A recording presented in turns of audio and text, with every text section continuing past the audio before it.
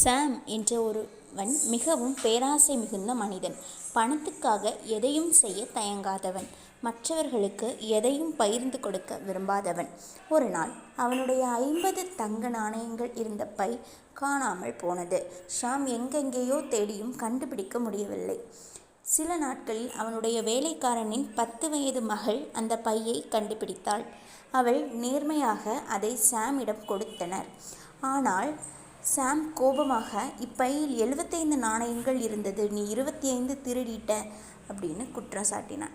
வேலைக்காரன் அதிர்ச்சியில் திகைத்தான். வழக்கு நீதிமன்றத்துக்கு போனது. நீதிபதி இருவரையும் கேட்டார்.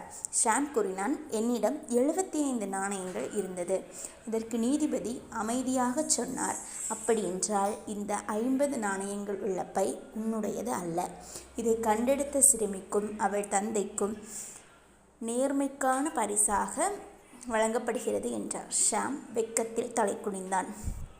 நேர்மை எப்போதும் வெற்றி பெறும், பேராசை எப்போதும் தண்டிக்கப்படும். நன்றி.